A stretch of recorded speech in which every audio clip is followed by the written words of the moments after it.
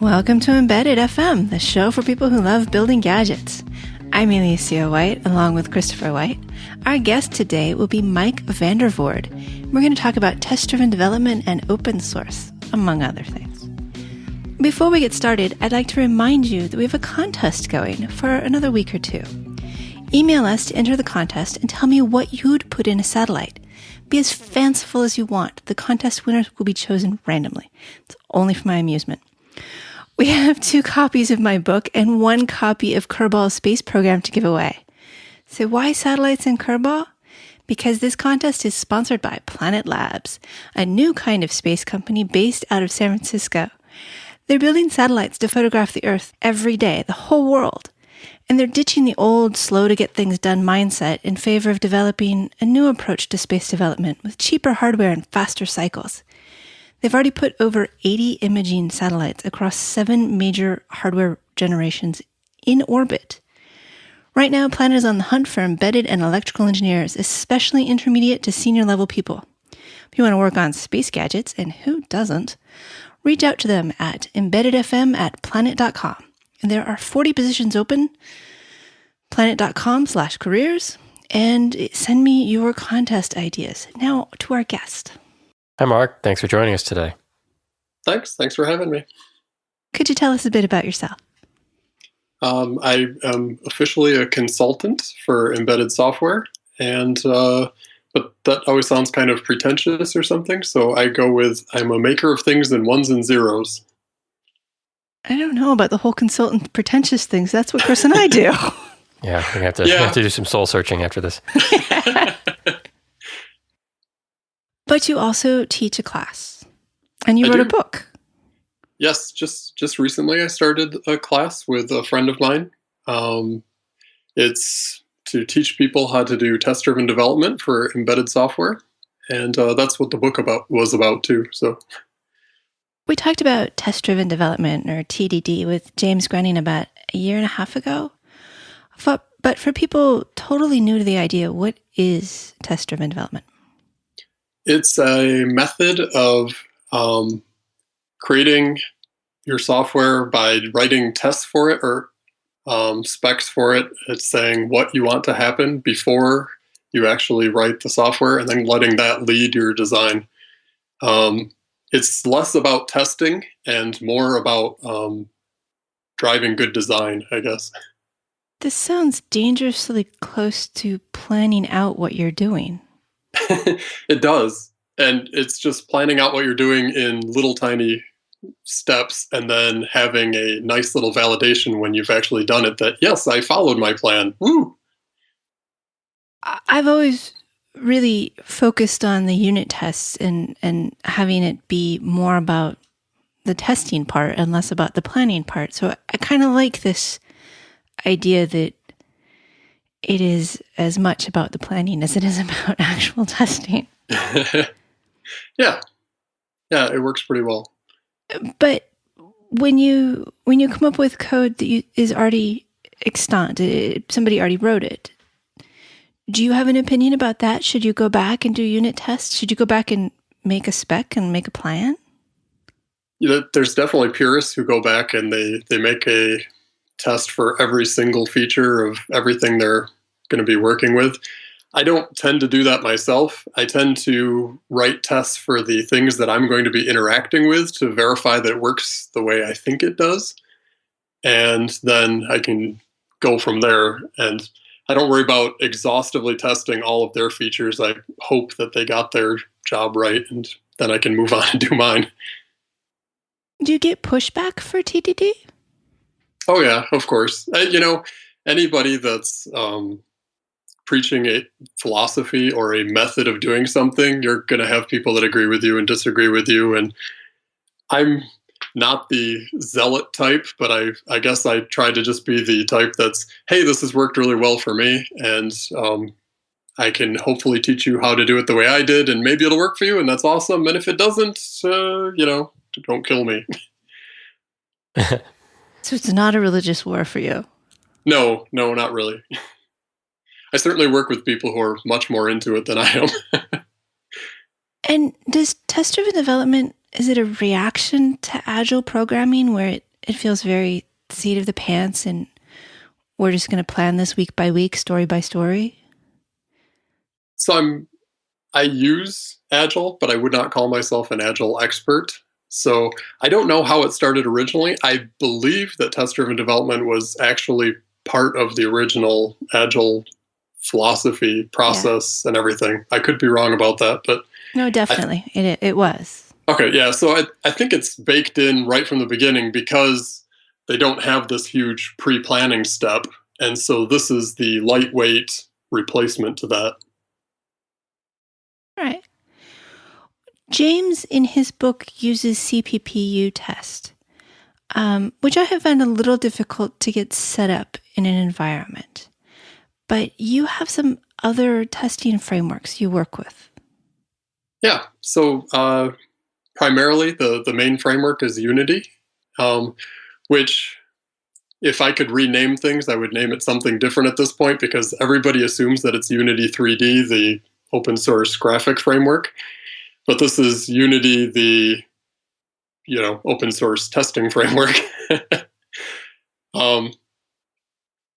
Anyways, so James actually uses Unity at the beginning of his book for, I don't know, a couple chapters, and then he switches to CPPU test afterwards. The nice thing about Unity is that it stays in pure C land the whole time, which a lot of embedded people seem to enjoy.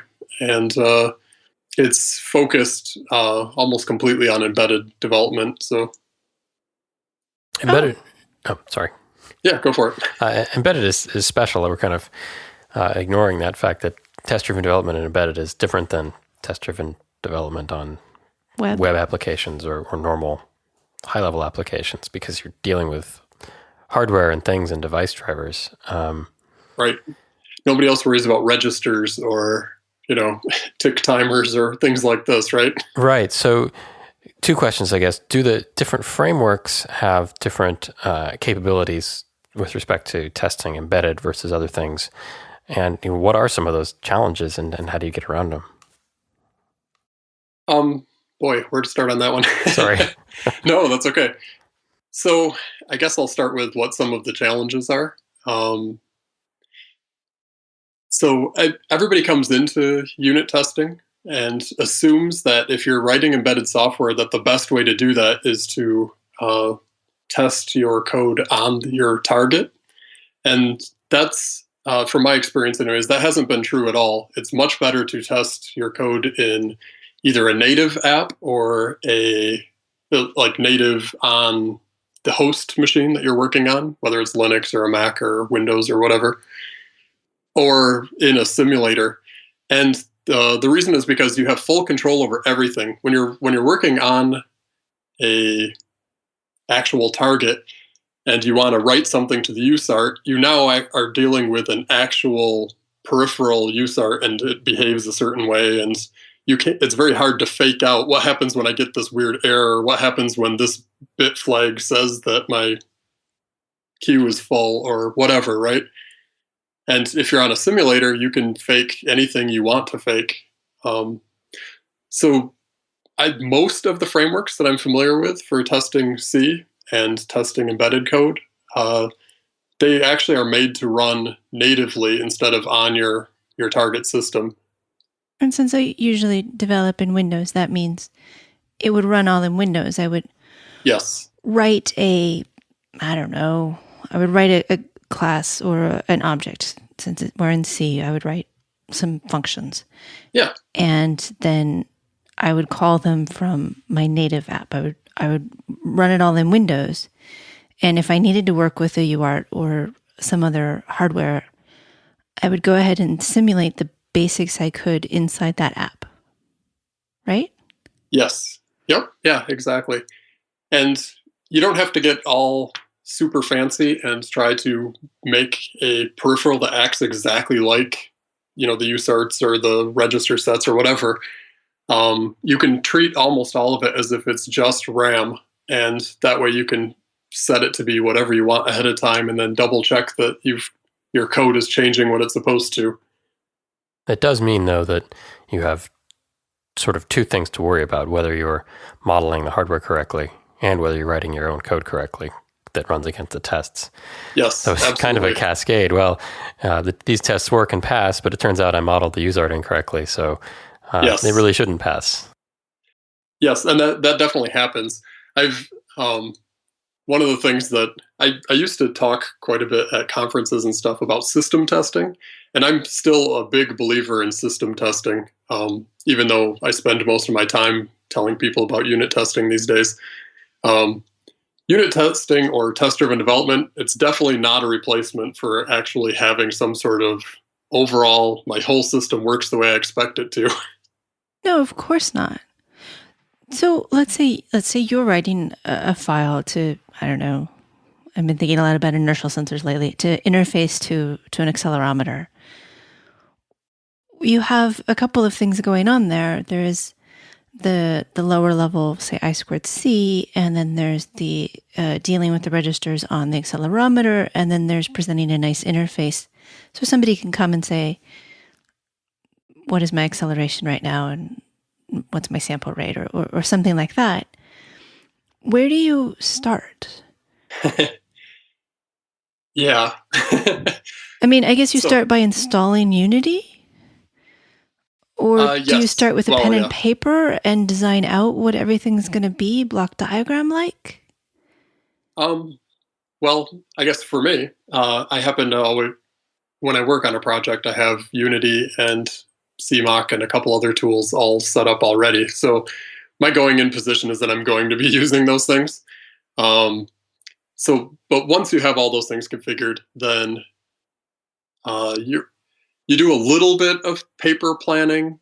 It's usually pretty minimal, but it's, I usually scribble out a rough block diagram or something, but I always start in the middle of the feature, which in your example would be the nice user interface, which is the, I want to just find out what the acceleration is or whatever. And I would start there, writing that code first. So the outer API. Yes. Yep. Okay. And then, since I'm a big user of CMOC, which is the part we haven't really talked about yet, CMOC is a framework for automatically generating fake interfaces to things. And so if I make a header file that has functions for what I think a I2C driver might look like, then I can have it automatically generate functions to test against all those interfaces. And so I can just assume that my I2C interface is working as far as my test goes, and I can write that nice layer that you're talking about just against that. Okay, I don't understand CMOC. Let's do that one again. Okay. So I write a header file, I2C, read, write, and then some sort of setting, set the timer, set the frequency, some sort of ioctal-like thing. You can tell I like Linux drivers, but mostly also open and close. So I have these 5 functions, and I write it. And you have those in a header file called I2C.h or something. Sure. Yeah. Okay. So then we have this tool called CMOC that you tell CMOC, hey, I have this I2C.h. I want you to make a mock version of that. And so it creates a file called mock I2C.c. And that file contains a fake version of every one of those functions. And it contains a set of extra functions for saying things like, I'm expecting open to be called with these arguments, and I'm expecting write to be called with these other arguments. And then you can use all those functions to specify what you're expecting to happen when you call your actual function under test. This is way easier to explain when I can write on a whiteboard. So it basically gives you... We just can't see it. It gives you a template to fill out the mocks. It does. It sounded more than that. Do you remember expect and tickle where you could say, whatever happens next, what should happen is you should receive an error from the I2C saying it hasn't been opened. And so in CMOC, it sounds like you can say, I'm going to write this unit test, and the first thing I'm going to do is I'm going to try to write I squared C, but I'm not going to try to open it first to test that functionality. And then I can say I expect to send back an error from the I squared C, right? Yeah, absolutely. So you could say, I'm expecting that they're going to call write with whatever arguments you want to call write with, and it's going to return an error because they shouldn't be calling it yet. And then you can see how your code handles that error. That's sort of weird. It writes a simulator for you because all functions really sort of do the same thing. Right. Or at least once you know what their interface looks like, all functions kind of do the same thing. They have some inputs, they have some outputs, and everything that happens in between is an assumption. So you can just say, I'm expecting this interface to behave this way. And I mean, you have to fill out some of the functionality yourself. It's not magically yes. saying this is an I squared C driver, so this is how I work. Right. You're filling out what the interface looks like, and then as the test goes, you're telling it what inputs you're expecting that function to be calling those with, and what you would expect it to return in that case. So you're telling it how you're expecting it to behave in this situation, but all the background queuing up of arguments and checking them against the things you expected and handling all the returns and stuff, that's all automatic. And so do you ever go into this CMOC file and edit I squared C right to do stuff, or do you only use these other expect and ignore and we just for the mocked functions, you should be able to leave those alone, because every time you change the header file, you're going to want to automatically regenerate it.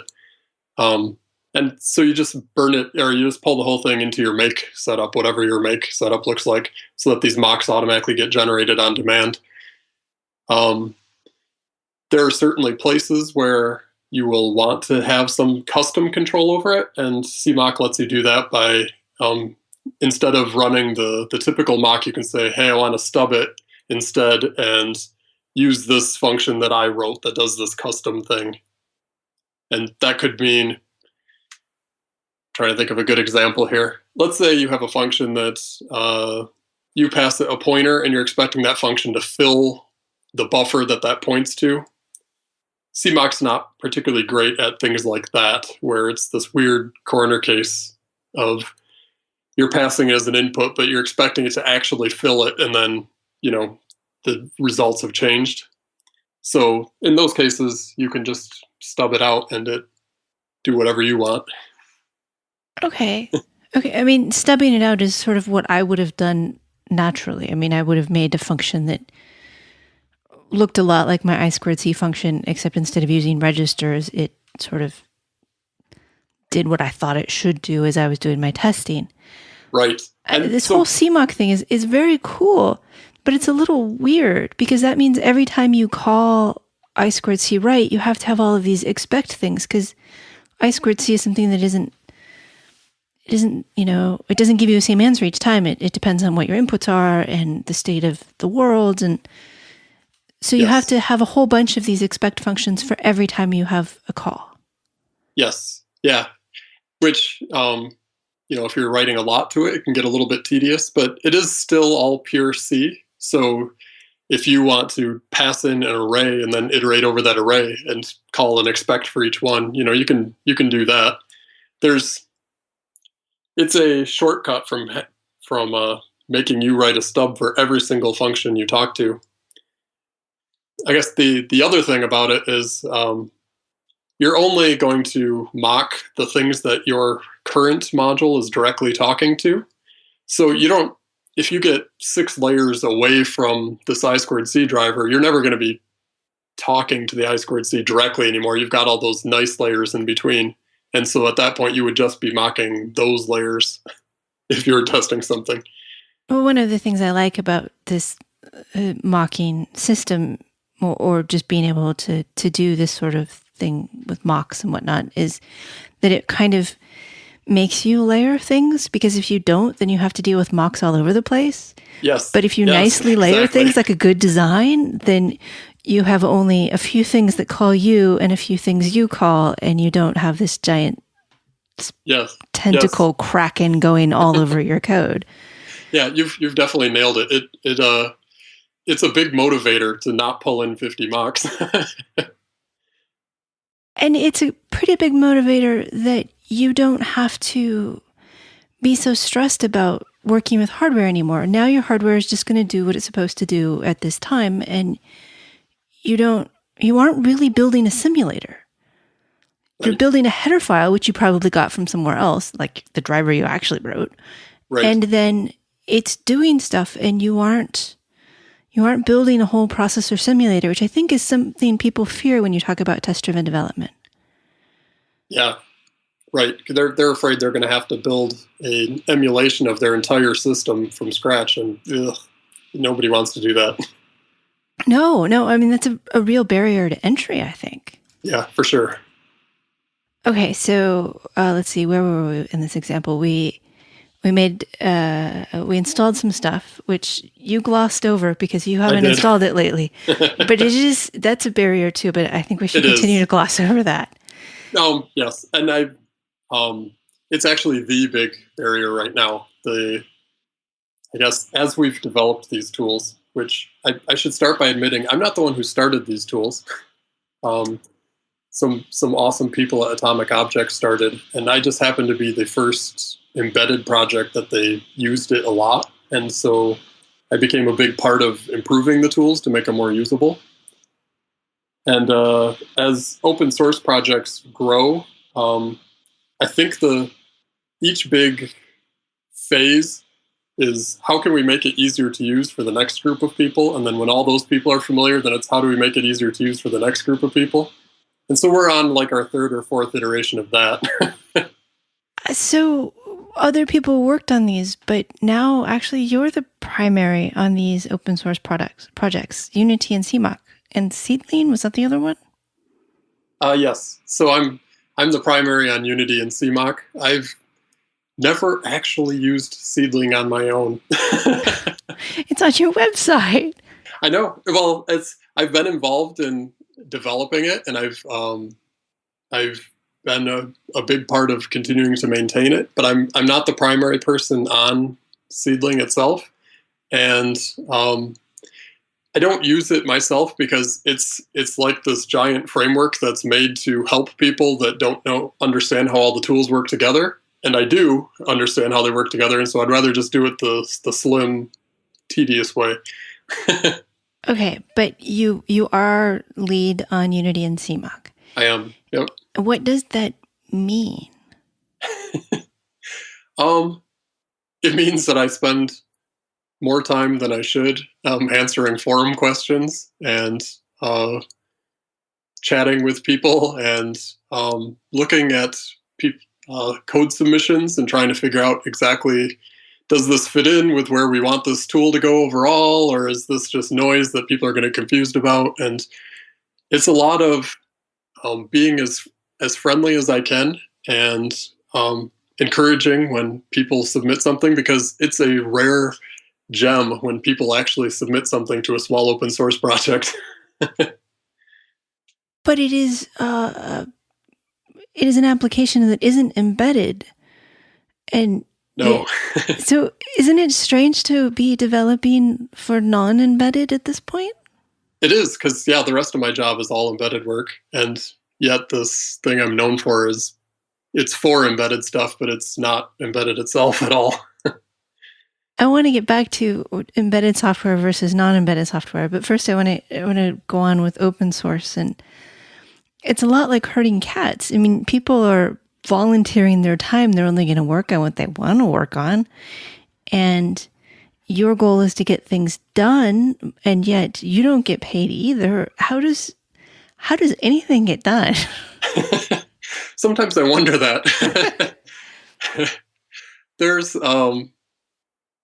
well, first of all, everybody, including myself, it's just when you have time. So I guess when you start working on a project, you have to get in the mindset that, yes, I might be having an emergency right now, that I can't get this thing working, but the people that are maintaining this, they might have their own lives and not actually be able to answer right now. And I always feel awful when that happens, but after doing this for many years now, I guess you just slowly accept it, and then you just apologize when I'm available again. I'm like, I'm very sorry. It took me 2 weeks to get back to you, but what was your question again?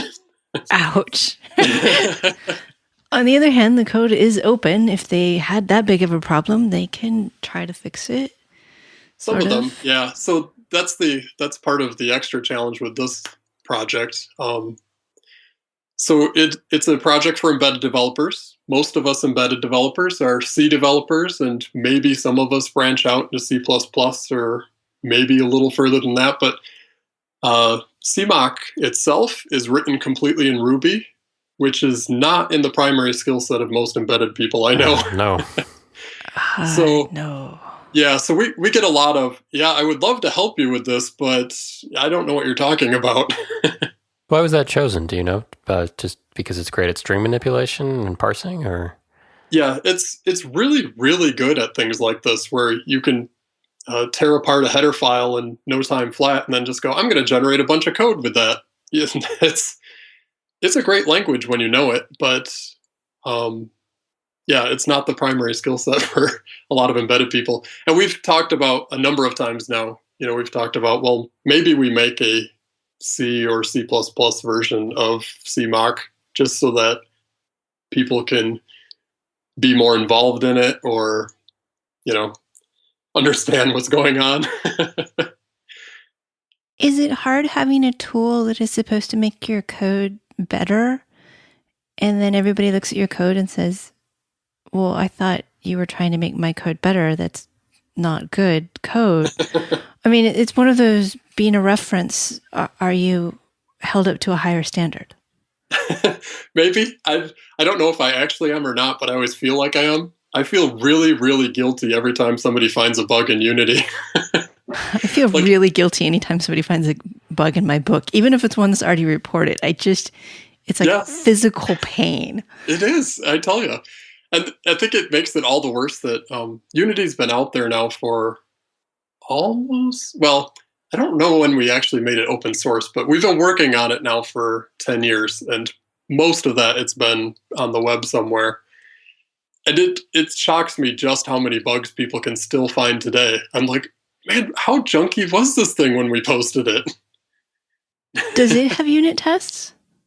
It does, which is a little tricky. Unity tests itself, so it has some unit tests that are also written in Unity. But what tests the unit tests that test Unity? I know, right? So there's a little bit of a catch-22 there. Go on and on. Yeah.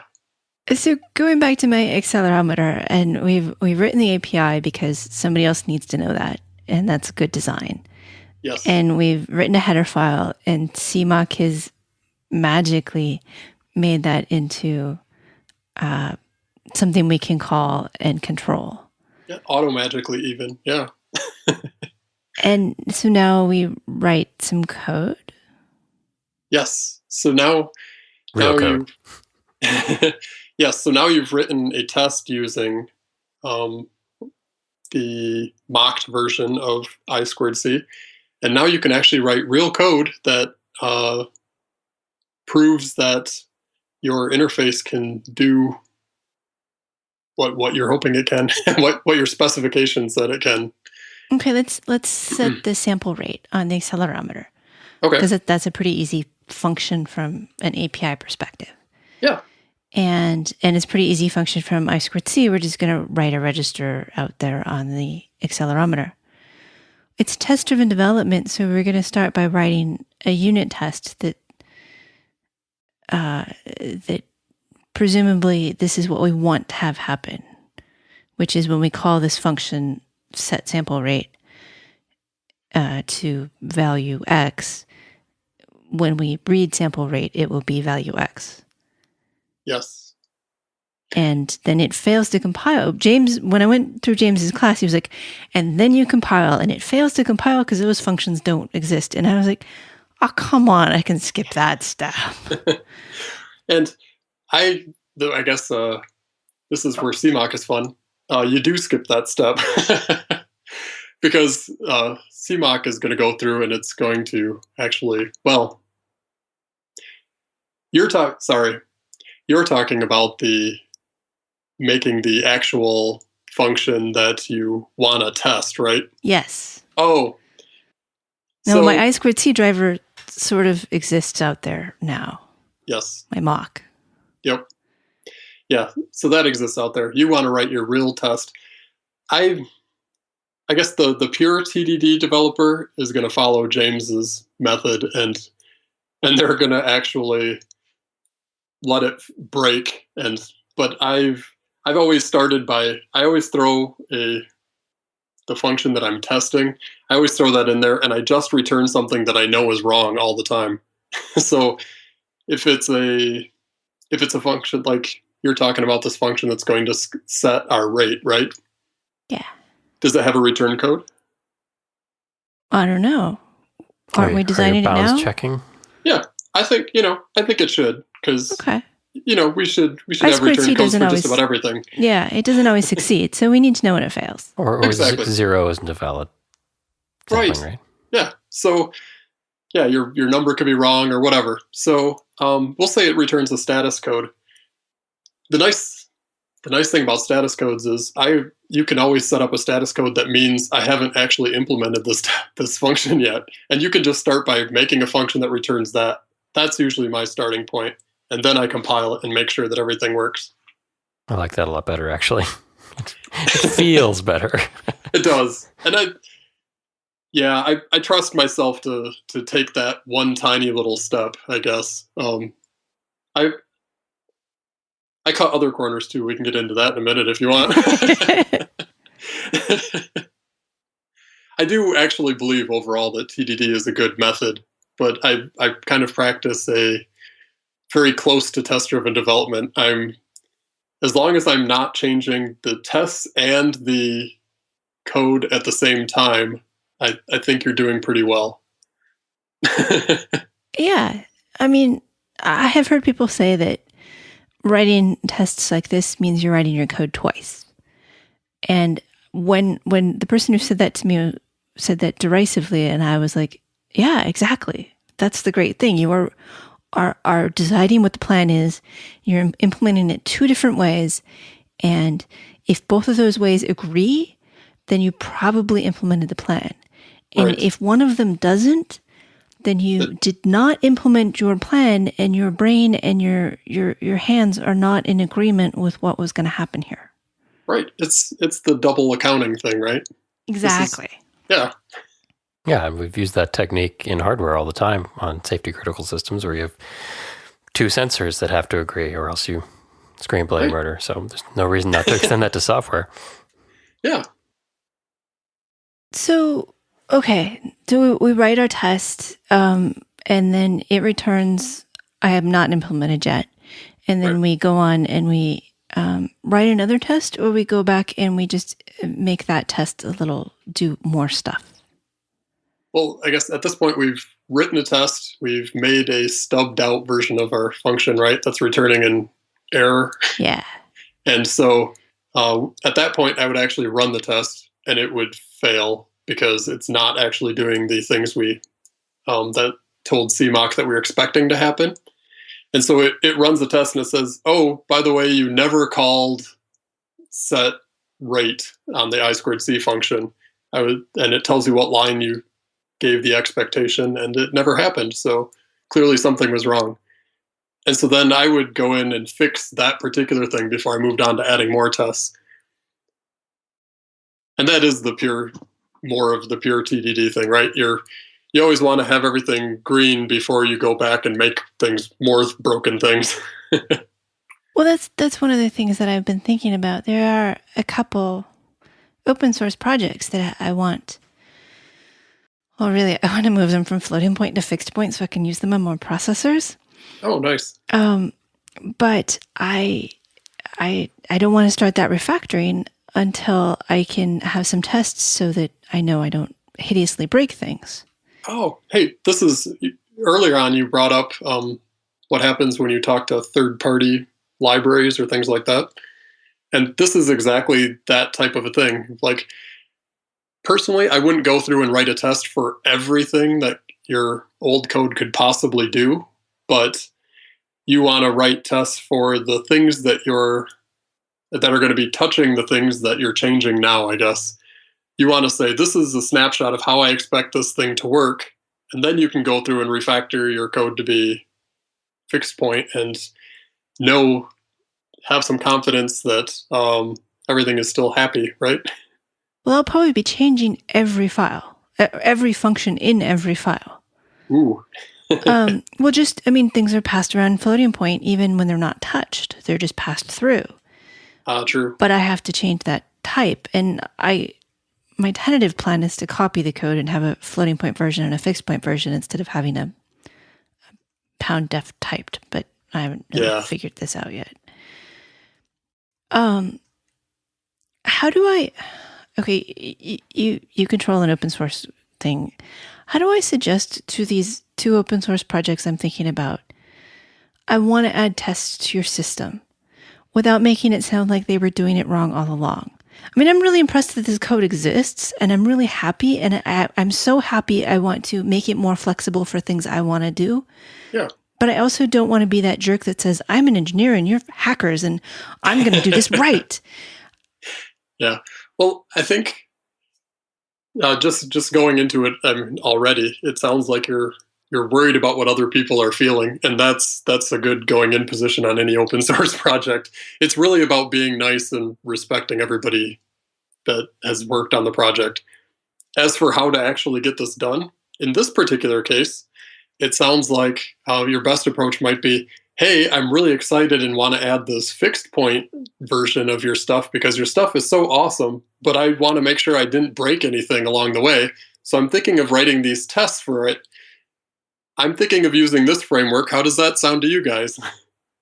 Yeah, that was the other thing is do I make the tests and then, present it to them? I did this. If you'd like to include it, that's great. If you didn't, then I wrote this fixed point code and you can have that. Or do I instead start with, I want to do this, and what testing framework do you want? And when they say testing framework, what's that? What do I say after that? Yeah, I don't think I would start with what testing framework do you want? If they don't have one already, I think I'd propose one. And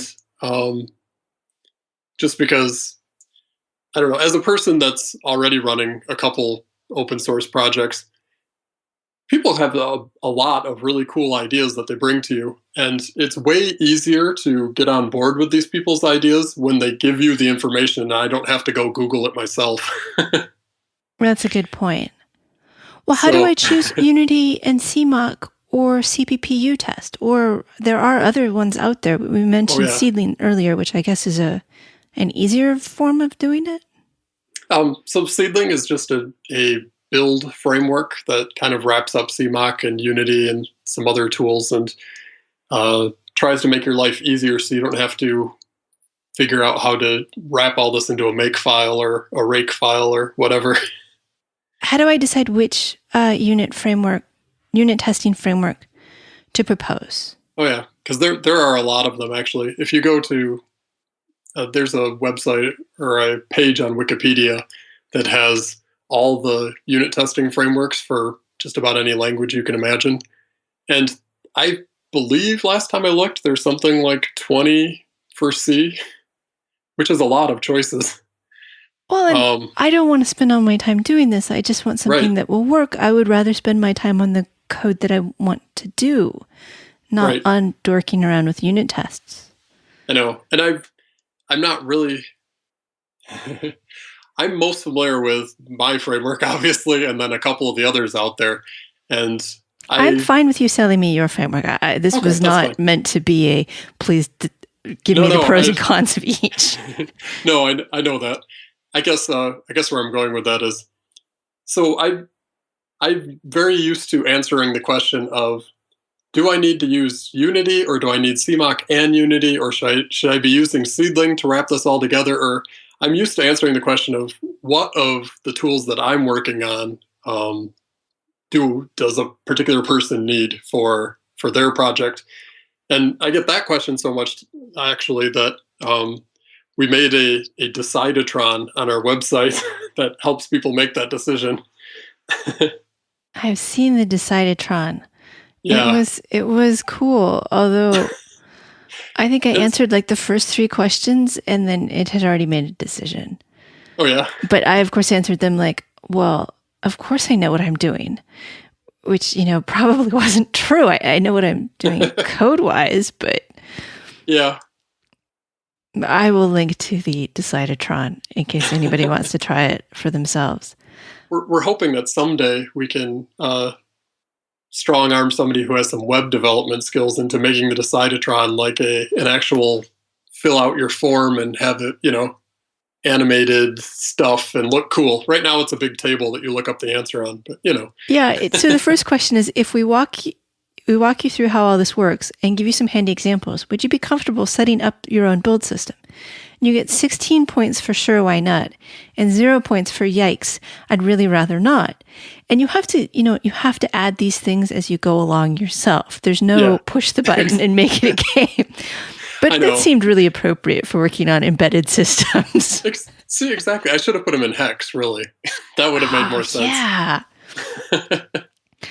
Okay, so yeah, then forget my question about which one should I use. Let's assume I'm going to use Unity and CMOC. And then I just have... choice anyway. I'm sorry, go ahead. Biased. I just have to decide whether or not I'm using Seedling because I'm uncomfortable with builds. Is that right? Yes. Yeah, that's the big differentiator there is. If you don't want to have to figure out how to automatically mock files or things like that, or how to set up multiple builds, because I guess the one thing we kind of glossed over in the past is every single one of your test files becomes its own executable, and so every single module that you're testing is its own little tiny exe, and you can run them all separately, or you can run them all together, or whatever, one after another, and then collate the results. So you're either coding that on your own in Make or whatever, or you let Seedling do it because you don't want to mess with all that. Well, and then does Seedling pull down Unity and CMOC as well? Oh, yeah. Yeah, it's all baked right into it. When you pull down Seedling, you get everything. And you don't have to be a Ruby expert to run Seedling. You do have to install Ruby, and then it's like a one-line like gem install Seedling or something like that, and it just pulls down all the extra stuff that it needs for you. And then does CMOC install Unity, or does Unity install CMOC, or are they separate? So CMOC will automatically install Unity every time because it needs it to work. If you just wanted to use Unity and didn't want to do any mocking, you could just download Unity by itself. But there's kind of a cascading really thing. Cool. I know, that's my favorite part of it, honestly. Okay. Okay, so I'm working with my little embedded, or my little open source project that I want to participate in, but I'm a little too shy to get too involved. And I've written the email that says, I think I want to update your code, and I'm going to put some tests in Unity and CMOC so that when I make changes, I won't break things. And they've emailed and said, that seems hard. We don't want to install those things. What are my choices then? I mean, I can do it on my own, but I don't want to make it throwaway. Yeah. You could ask them if they're willing to have a folder with all your tests on the project, even if they don't install all this stuff. I mean, there's a number of open source projects that, you've got your main source folder and you've got some doc folder or things like that, and you just have a test folder sitting there. And if you're somebody who doesn't care what the tests look like, you just never open that folder. The problem, of course, is going to be if you're the only person on that project that's gung-ho about testing, that menes that every time anybody else makes a change, they're probably going to be breaking your tests, and you're going to have a lot of work to do. Well, once I make it work and it works better, other people will join the test bandwagon, because they'll see that it really is better, and then maybe we'll get one engineer who doesn't, but at some point peer pressure will make him do it too. Yeah. I think as soon as it actually pays itself off by catching something major, then people will get on board with it. Well, in the worst case, if it doesn't, you've at least been able to implement the feature that you wanted and verify that you haven't changed the behavior. True. And if they abandon it after that, then, well, that's, that's not great, but it was still a useful task. Right. Yeah. And the main point of TDD was to help design good code. It wasn't to do the testing for you. That's just the nice side effect. So if you're throwing away the testing in the end, it's a bummer, but you still got your main goal accomplished, right? Right. Yeah. And that's a good thing to keep in mind. It is a matter of good design and good code. The regression test is just kind of a happy positive, not the end goal. Right. In one of your preview classes, we haven't really talked too much about your classes. I guess I should say you have some online classes and people can go see them, and we'll talk about them more in a minute. Mm-hmm. But in part of the class I watched, you had some advice on separating test code from runtime source. And you just mentioned it now, to have a test directory and keep it relatively separate from the normal runtime source code. Do you have other very tactical advice unrelated to specific frameworks about making your tests work, or about making TDD easier on a system or group that not everybody is participating? Yeah, I'm not actually sure where to go that one. Well, I liked that very, here's how you can set up directories. And in the video, you described a few other ways of setting. I mean, you had source, build, test, and then there were some other ways of doing it. And I liked being able to see some reasons for why you would want to have a common directory. Structures. Yeah. Yeah, we do talk quite a bit about. Yeah, so I guess when we were talking earlier, I talked about having a test directory. Another common layout is to actually have modules that you're planning on reusing be like its own named folder, and then under that it has its own source and test directory. And so then you can just take that whole parent folder and you can take it from this project and you can copy it to another project, and you now have a fully tested working module that you're pulling in to another project. And if you're doing a lot of projects that all are using Unity and CMOC, your reuse gets really fast in certain cases, because you're being forced to be very layered and modular in the first place. And if your directory structure supports that, then it's very easy just to pick it all up and just move it over and drop it in. And it makes it harder to entangle in the other code because it is separate.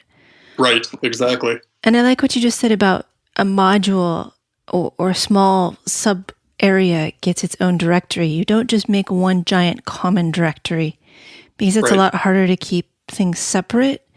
And a lot of times you don't want to copy the whole common directory to the new project. You only want the accelerometer driver, or you only want the X2C driver. You don't want also all the timing stuff that no longer applies on your new processor. Right, exactly. And the word module gets a little squishy. I haven't figured out a better name for it. But especially when you get into mocking, you very quickly get to a point where you're starting to make your files much smaller than you used to, because once again, you don't want to pull in 500 mocks. And so you're making these very focused C files. And so instead of, it could be before you might have written your accelerometer driver, you might have written it all in one file. Hopefully you're not the person that writes it all in one file, but certainly some people would. And that includes your I2C driver and everything. Now you've broken it up into 4 or 5 files, and that whole thing can be in a nice category or a nice package right in a folder. So, and as you said, that's the way you should be doing things. Yeah, and to have, like C++ enforces a certain kind of structure on your code, using these test frameworks imposes a certain kind of structure on your code, which is good structure. So I'm always in favor of things that force me to be good instead of having to. Me too, because otherwise you forget and get sloppy. Right. It's hard to be virtuous all the time. Exactly. And that's why we aren't allowed to have cookies in the house. Me either. Not gonna comment on that. So you have an online course. Tell me about your online course. It's Throw the Switch.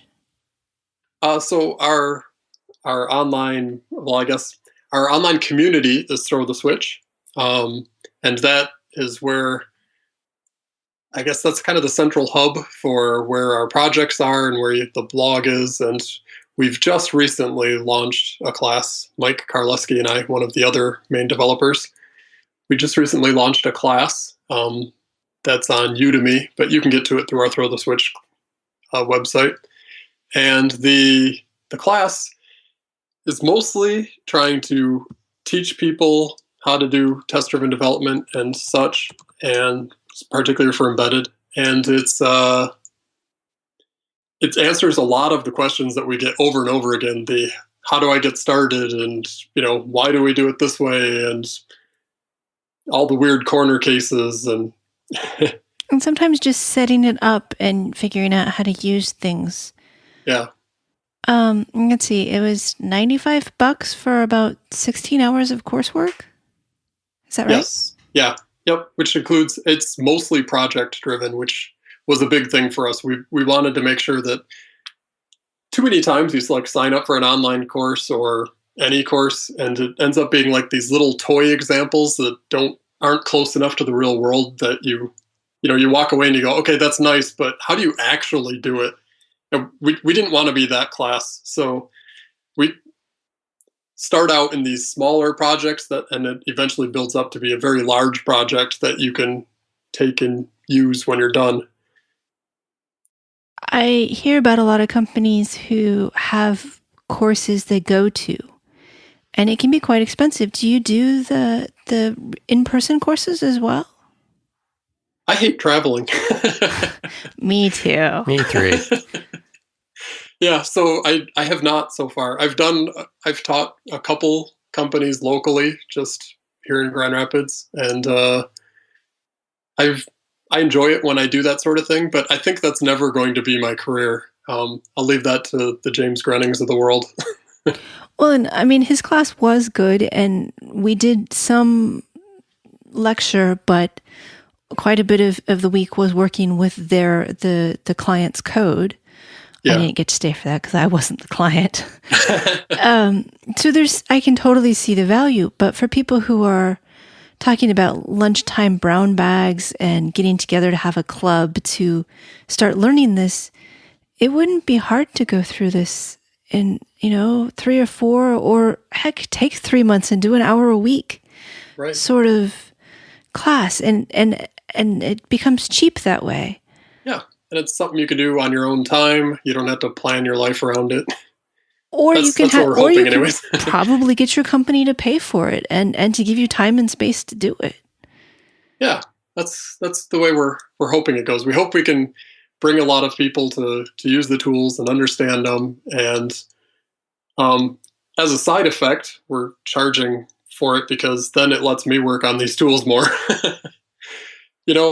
This is not my primary job, as we talked about earlier. I'm an embedded software developer, but I really, really enjoy working on embedded software, and anything I can do to spend more time working on that is kind of a cool thing. So this is one of my attempts to do that. We had an email exchange in which I talked about the podcast as a way to advertise for my book and our consulting company, although we don't really talk about them much other than say, yeah, still there. Yeah. And at the end, you said you totally understand about using the podcast to drive interest, and that you find yourself doing the same sorts of mental gymnastics to make enough money to support your family, but working on things that interest you, which means at least part giving away what you're doing for free. Yeah. So I really think that the biggest useful part of Unity and CMOC is that it's completely free, and that people can just pick it up and they can try it and they can decide if it works for them and not shell out a bunch of money to find that out. And it's important to me that it stays that way, and it's important to a lot of other people. And but at the same time, I'm working on it in evenings and, when the kids go to bed and things like that, and trying to get in as much time as I can to answer questions and fix bugs and whatnot. And it'd be nice if I could spend more of my day doing that. And so, I tried writing the book, and I've tried this class, and none of these things pay a lot, but they all help give me just a few more hours where I can do stuff like this, which is cool. Oh, you mentioned your book, Embedded Testing with Unity and CMOC. Yeah. That's the short version of the title. There's a longer version? It is. I named it as a joke, and then one of my friends is like, "Oh, you totally got to call it that." So if you actually look at the cover, it's Embedded Testing with Unity and CMOC, a book for those who code C and want awesome, well-tested products using free tools, and for those who enjoy books with really long titles. And that is actually, it's self-published through Lulu. It is, yeah. What made you decide to go that route? Well, I guess I should back up a step and go, have you ever heard of Why the Lucky Stiff? No. So in the Ruby world, he was kind of a big deal. He's this developer guy that had the pseudonym Y. And he's kind of this strange artsy guy, I guess, that he wrote tons and tons of code. And he also published a couple books that were, his first book was completely free, and it taught a lot of people, including myself, how to do Ruby. And it was just full of comic strips and jokes, and it was the most entertaining way of learning something I've ever experienced, which reminded me of Joel Spolsky talked a lot about how technical material should be entertaining. Like, we're spending so much of our time reading things that we should at least enjoy it. Anyways. I'm actually a big believer on that. Yeah, me too. I've gotten comments that my writing is too casual and not formal enough. And I'm like, yeah, I work hard for that. Thank you. Yes, I would agree. I think casual is the way to go. I would much rather read your stuff if it's casual. If there isn't a joke on every page, I'm doing something wrong. Or you're just not getting it. Right, exactly. Yeah. So Y's second book was this little tiny pamphlet of a book. It was maybe 30 pages, I'm guessing right now, but it was a little tiny thing. And it was, it's all graphics and just jokes and things like that. But it was a seriously awesome book, and he published it through Lulu. And I'm like, this is exactly the type of thing I want to do. I don't want to write an 800-page volume on how to unit test. There's people that are going to do a much better job of that than I am. I'm going to write something small and entertaining, and hopefully it answers the questions of people that are looking at my project anyway. So I did that, and Lulu was a great place to do that. And I'm still selling copies of that book, even though it's 5 years old now. So, well, has Unity and CMOC changed all that much? Unity itself hasn't. We've been working hard to make it easier to use, but that hasn't changed that's changed the experience of getting it all installed, but it hasn't changed the experience of using it, really. So the book is mostly relevant on that. CMOC has gotten a lot of features since then, which has motivated me just recently. I've been starting to work on version 2 of my book, and I'm finally almost done with it. So hopefully that'll get pushed out to Lulu in the next month. Well, now you have to do it because you've Osborned it, because right. I was thinking about pushing the buy button, but now I have to wait till you're ready. There you go. Now I have to. Exactly. That's good. I need deadlines. Well, it doesn't sound like you have anything else to do. Right, exactly.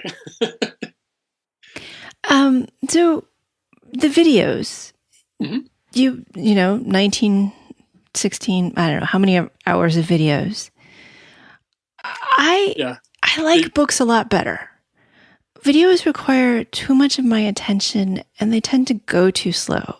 I'm one of those people who listens to podcasts at like 1.2x or 1.5x. Nice. Do you hear this sort of whining about videos being too attention intensive from other people, or is it just me with my attention deficit disorder? No, I'm actually on the exact same page as you. We put off making this class in the first place because I'm like, I don't want to watch videos about this, and I don't think anybody else does. But really, that just helped shape the way we put together the class. So I guess I should say the 16 hours is the estimated time that people are going to take to get through our class. The amount of videos is really 3 and change, I think. Okay. And most of that is actually code examples on the screen, like highlighting different parts of the code as we build it up. And so at that point, the visual part of it is important because you're actually looking at source code and you're kind of being guided through the source code. So it's most of the class is working on the projects. So that was a big thing for us. Well, I think that's one reason to do it with other people at your company, because then you can do the projects together instead of getting stuck and frustrated and saying, shove it, this isn't worth it. Other people around is good. I didn't realize it isn't as long as I thought, which is kind of nice because that means that I could have this setup done in probably 3 or 4 hours. I could at least have Unity and CMOC installed and understand them well enough to try them for my little open source fixed point problem. Yeah. So this is the part where I should insert something really important. So we took this class, or we built this class as if it was an Agile project. So what you're seeing right now is the first public iteration of it, which means that it's focusing completely on Unity, and the version 2 that has all the extra CMOC stuff is coming out soon, but is not actually out yet. And because we're getting feedback on the way we're teaching it and the material and all the other stuff, and then we're using that to drive how we develop the second part of the course. Cool. So if you were to take the class right now, it would hopefully teach you Unity really well and leave you wanting to learn CMOC, but it wouldn't actually teach you CMOC yet. Well, you can't do everything at once. I know, exactly. And, it was this big thing, like, we're putting all this time into it. What if nobody actually watches it and we've wasted all this time? But we've had enough people sign up now that we're like, okay, we can make part 2. What are the best comments you've gotten from it? You can say the worst if you want. Those are always very memorable. We've gotten a lot less feedback than I was hoping we would overall. Most people, we had one lesson in particular that got a lot of criticism, and we rebuilt it, and we're just pushing that release out. And the criticism was well deserved. It was not up to the standards of the rest of the class. But most people their general feedback seems to be that they really like the pacing. They think that the class itself is useful. And I think the biggest complaint is that part 2 isn't available yet. So I find that to be a pretty big compliment too. Asking for more is a very big compliment. Yes, exactly. So I'm looking at that as a positive and not as a, what's wrong with you? You're not done yet. All right. Well, I think we have kept you for almost long enough. But Christopher, do you have any other questions? Something just popped into my head, and it's going back to detailed questions. So we're kind of away from that section. But I remember in school hearing and learning about programming languages that had programming and design by contract as part of their makeup. Oh, yeah. And it seems to me this is kind of an attempt to bolt that on to C, which is completely a free-for-all. Is that a true assessment, or are these slightly different things? They're slightly different, but I think they're both driving at the same root idea, in that you're trying to specify what the constraints are in using all of your individual functions and modules and everything, right? I mean, they're both really trying to answer that. And there are C-like languages that do that, including Digital Mars's D, which I'm really hoping at some point becomes more common in the embedded world because I love playing with it. But, anyways. It strikes me that these could be language features. Yes. Yeah, for sure. And it is of some languages, but not our beloved C, right? Just too lazy to learn new languages. No, that's not true. Yeah, we're experts in this. Well, yeah, there's that too. We'll learn a new language so we can fix the other languages. Yeah, and I think that's certainly true that people do that. I have a challenge to myself. I try to learn a new language at least a little bit every single year. That's probably pretty good practice. It is. I don't know. I feel like I've learned a lot. I haven't learned most of those languages well, but you learn something every time you learn a new language. So you are an embedded software consultant. Yes. And you're doing a lot of non-embedded software. Yeah. Other than the cross-compiling and native versus host simulation and targets, how is writing software different for embedded versus non-embedded? Non-embedded is less fun. No. Exactly. That's just pandering to our audience. I know, right? But I do find it to be way more fun. I enjoy the constraints of an embedded system, and I really, really love having something physical happen when I do something, Yes. Yeah. I don't know.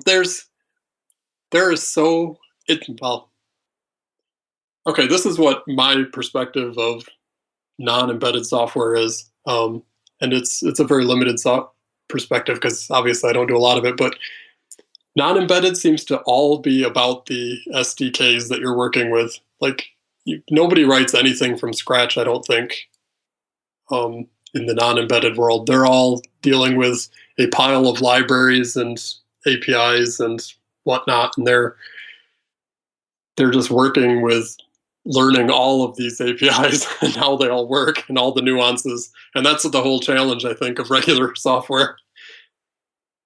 Yes. Well, that's sort of back to learning new languages. You end up having to learn huge SDKs. Right. Although I am finding that in embedded when I look at, even Arduino or Mbed or any of the places where you can just go. CMSys is one of those. Yeah, that's a big SDK. But there are just so many out there. All the Bluetooth stuff I've been using lately and the Wi-Fi, you just have to learn the library. Yeah, it is definitely getting more common in our world too. Do you have any last thoughts you'd like to leave us with? Boy, I wish I had something really witty to say right now. This has been fun, but I don't know. I hope people will give unit testing a try if they haven't already, and